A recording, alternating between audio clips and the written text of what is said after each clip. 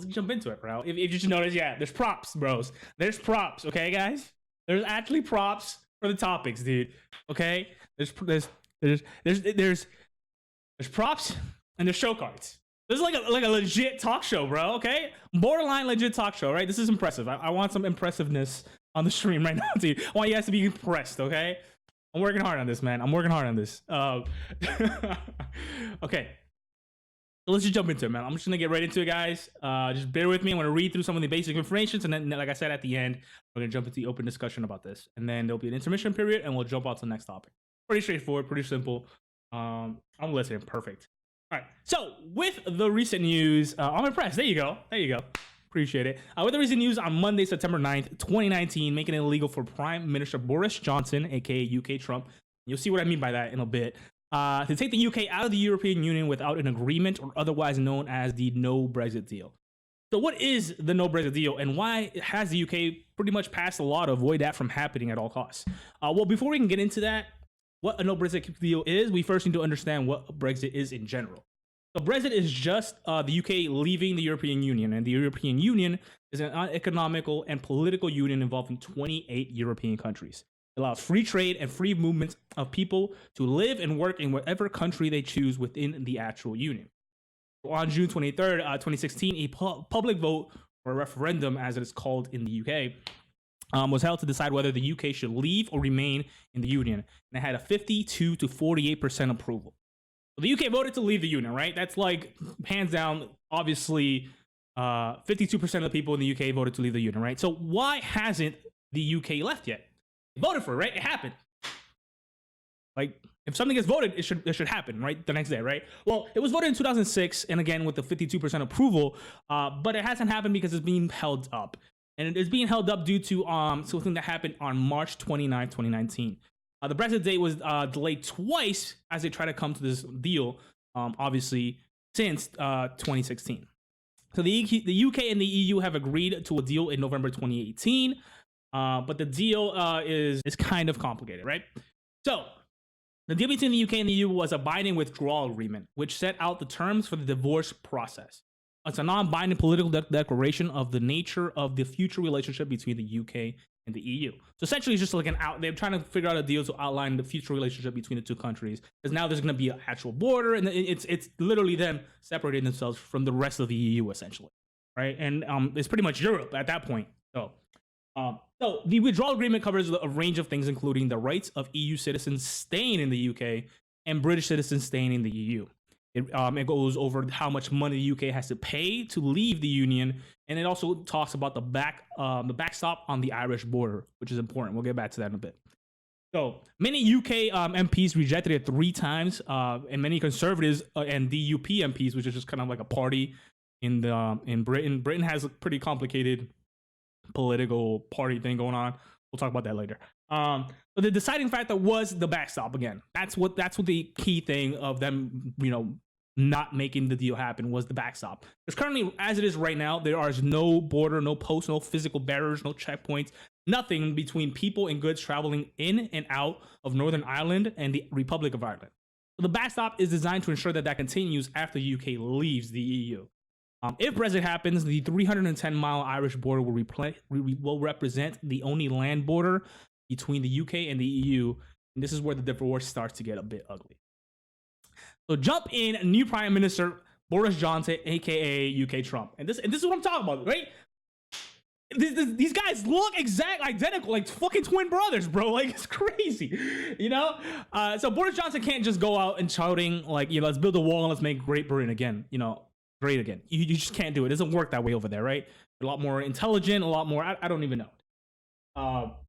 So UK Trump wants the EU to remove the backstop from the deal. He wants an alternate arrangement, and it's a technological solution. He wants to put like cameras and drones and stuff like that on the border to kind of what do you say, to kind of like monitor the landmass between the Republic of Ireland and Northern Ireland.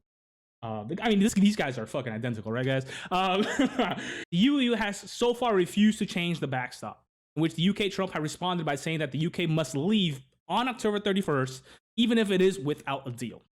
This is where the whole no deal Brexit thing comes into play. So he wants UK Trump, this asshole over here, wants to leave the UK and the EU at all costs. Deal or no deal, he wants to leave on the 31st of October, right? Hands down. So which is where we are now, exactly. So with recent legislation put in place, UK Trump will now have to request an extension from Brexit, from the EU for Brexit on October 29th, pushing the deadline back to January 31st, 2020. Right? So right off the bat, this guy got elected talking about how he wants to leave the EU at all costs. And this kind of just puts a huge dent on his entire political career, because he's famous for, I want to leave Brexit, deal or no deal. And now he's being forced to go back and renegotiate and extend his deadline so that he can come to a deal. So it's kind of really putting a huge blemish on his political career, at least as the prime minister right now in Britain. So what now, right? What now? So we understand what Brexit is, what's happening, and what led to where we are right now. So what now? Well, we now have Parliament we now know, I'm sorry, I can't even read, that Parliament has to come to an agreement that both the UK and the EU can agree to. While the rest of the world watches from the sideline as the decision can arguably impact the UK in a great way, there's nothing else nobody else can do. They have to come to some sort of deal. A 2017 study shows that roughly 28% of the food that comes into the UK is from the EU. So there's also extra measures that happen when you're traveling. As before, like I said, it was completely free. So if you're a worker or a resident, you can travel within the EU completely.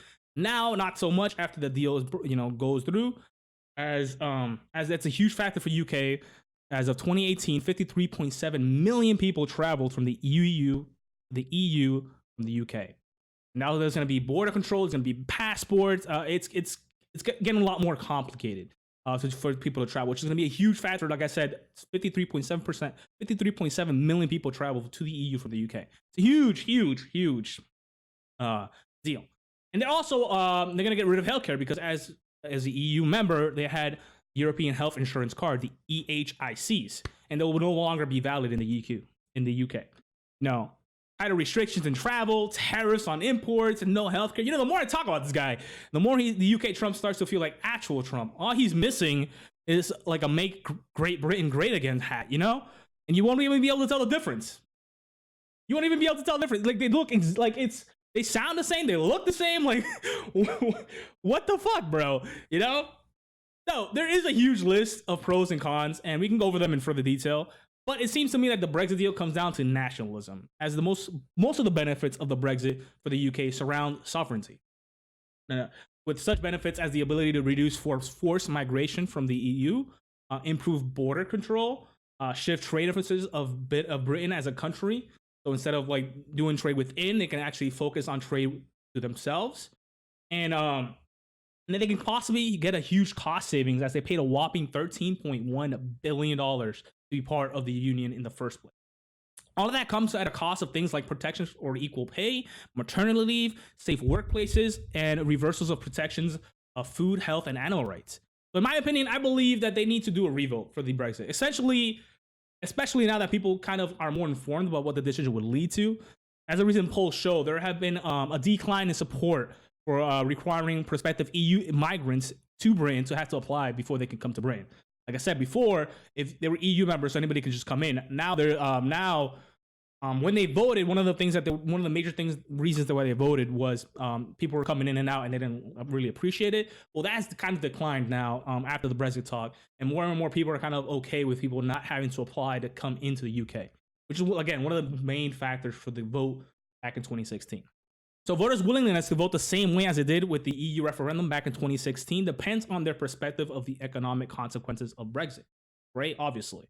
But voters have become somewhat more pessimistic about the economic consequences of Brexit, with only 40% of voters who actually think the economy will be better off with Brexit happening, still voting the same way. So even if the economy gets better after Brexit, only 40% of the people will still vote for the Brexit. So this needs to be revoted. There's just a huge difference. This is just huge gap between what people voted before in 2016 and what people are voting for now. So, but I want to know what you guys think. I want to know what you guys think about the Brexit. If you live in the UK or in the EU, how is this going to affect you? And if you had a chance to vote again, would you vote again? And I want to actually open up the topic to you guys in chat. This is where you guys come in and chat, and I hope you guys enjoyed it. And I'll just leave up make Britain great again, fucking UK Trump.